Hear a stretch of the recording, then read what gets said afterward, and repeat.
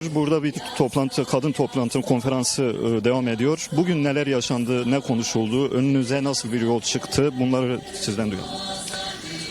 Doğrudur. Yaklaşık 2 yıl aşkın süredir yerel yönetimlerde eş başkanlıkla beraber kadının rengi, kadının rolü, kadına dokunuşun aslında özünde olduğu çalışmalarımızın sonuçlarının değerlendirildiği, meclislerimizden belediye meclis üyelerimiz dahil olmak üzere eş başkanlarla beraber yerel yönetim genel kuruluyla beraber yaptığımız 2 yıllık çalışmalarımızın raporlaştırılmış, eksikliklerimizi, yeterliliklerimizi, yapabildiklerimizi, yapamadıklarımızı tartıştığımız genel bir konferansımız hala devam ediyor. Genel bir çerçeve çizdiğimizde hangi konular ön plana çıkıyor? Yerel yönetimlerde kadınlara dönük ne eksiklikler görülüyor? Ya tabii ki malumunuz yani içinde bulunduğumuz 100 yıl dahil olmak üzere binlerce yıldır kadının görülmediği, yok sayıldığı, daha çok erkeğin egemen olduğu bir sistemin içerisinde bizim yerel yönetimlerin, kadın politikalarının hayata geçirilmesiyle ilgili ortaya çıkan sorunlar, sebepler, sonuçlar, artılar, eksiler değerlendiriliyor ve bu özellikle yerel yönetimlerdeki bu 2 yıllık çalışmada da görebileceğimiz aslında ne kadar çok çalışsak, ne kadar çok çaba sarf etsek, dokunsak, her dokunduğumuz bir yerden maalesef ki çok dramatik, hüzünlü, yani gerçekten bazen amacının çok dışında olan birçok olayla karşılaşıyoruz. Ama tabii ki bu bizi asla ve asla yıldırmıyor. Daha çok teşvik ediyor. Daha çok ulaşmak istiyoruz. Daha çok kadına dokunmaya çalışıyoruz. Bu aşamalı devam ediyor. Yani savaş politikalarının sonuçlarından bugüne gelen ekonomik sıkıntılardan maalesef içinde bulunduğumuz toplumda demokrasinin hiçbir şekilde işlemeyişinden, hakkın ve hukukun olmayışından, yani gelir adaletinin eşitsizliğinden, kadınların o kadar çok dertleri ve sorunları var ki bunlar saymakla bitmiyor. Gerçekten saymakla bitmiyor.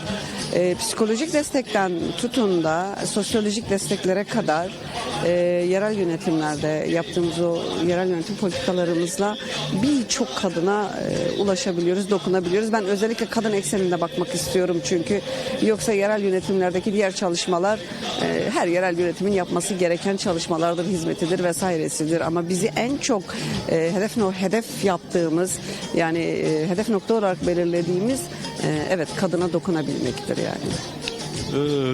Son 2 gündür bir ırkçı bir söylemle bir iş insanı ön plana çıktı. Özellikle Kürt kadınlarını hedef aldı. Bu toplantıda onunla ilgili herhangi bir şey çıktı mı? Bir protesto ya da söylem.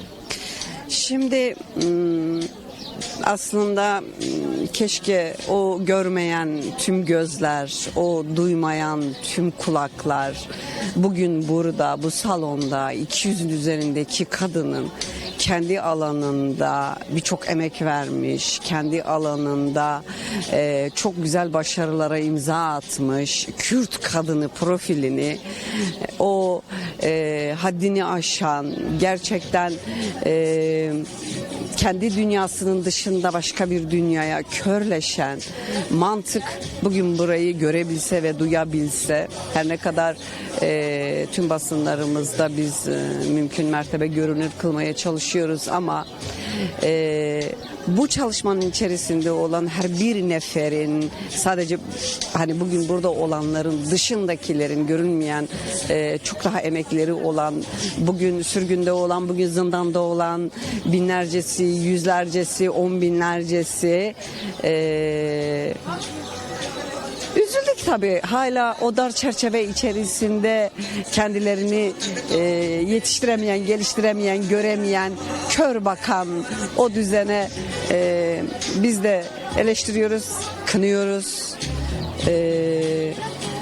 çok da üstünde durmak istemedik. Güner Başkan, şöyle bir soru da yöneltmek istiyorum.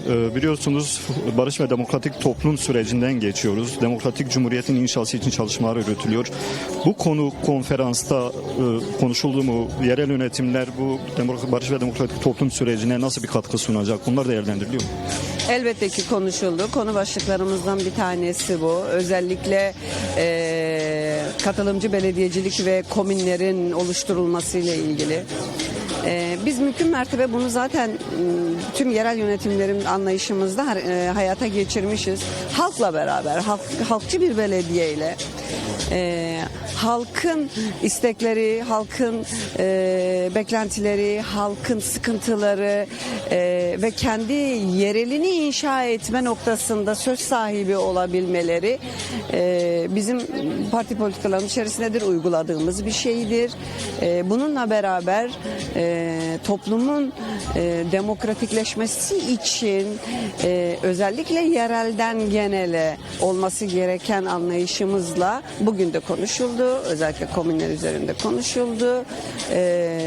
Ve biz kadınlar buradaki varlığımızla, yerel yönetimdeki eşit temsiliyetimizle zaten demokrasi ağının ilk adımlarından birini oluşturduğumuza ve bunu hayata peyderpey geçirdiğimize inanıyoruz.